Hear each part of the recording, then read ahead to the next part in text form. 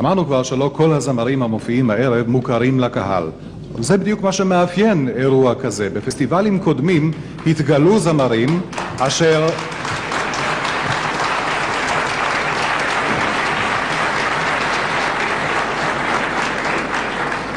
פה הקהל חושף תפרים לבנים. כאשר אני מדבר, מסתדרים הזמרים הבאים. זה לא עניין שלכם בכלל. על כל פנים, אני רציתי לומר שישנם זמרים שהתגלו בפסטיבלים קודמים ועשו דרך רחוקה מאוד. אסתר רייכשטט בשנת 61 הופיעה פעם ראשונה כסולנית. קודם היא הייתה חלק מצמד העופרים.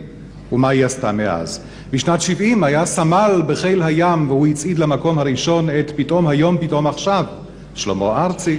ובשנת 77 בפסטיבל הזמר באה בחורה צעירה מבאר שבע, שרה סליחות וקפצה קדימה יהודית רביץ. זה יכול לקרות גם הערב הזה. על הבימה כבר ניצבת להקת פיקוד הדרום, היא תשמיע את השיר השמיני, יונה עם עלה של זית.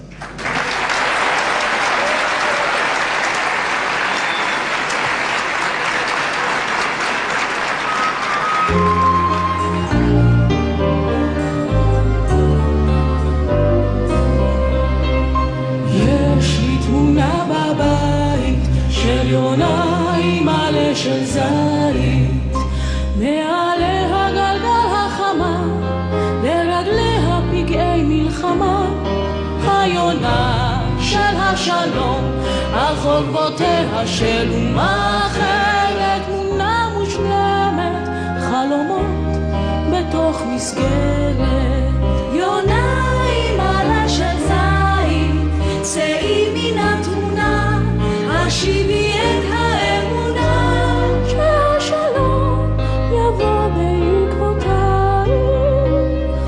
יש לי תמונה בבית של יונה עם עלה של זית, וילדי מתבונן ומקשה, תגידי מה יש לה בפה. היונה של השנה, סוף מלחמה מבשרת, יונה מושלמת של שלום בתוך מסגרת. יונה עם עלה של זית, צאי מן התמונה, השיבי את האמונה, שהשלום יבוא בעקבותייך.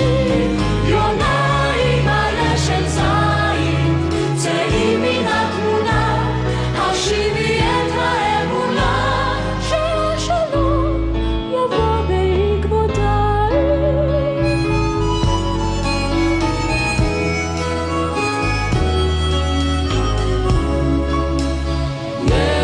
תמונה בבית של יונה עם עלה של זית, מזכירה לי השכם מהרר שבחוץ על הברוש לשורר. היונה של השנה, זה אף מקום איננה ממהרת. יונה תיירת לעולם אינה נשארת. יונה עם עלה של זית, צאי מן התמונה, השיבי את האמונה. יונה עם עלה של זית, צאי מן התמונה, השיבי את האמונה, שהשלום יבוא בעקבותייך. השיבי את האמונה עם עלה של זית, תלויה אצלי בבית.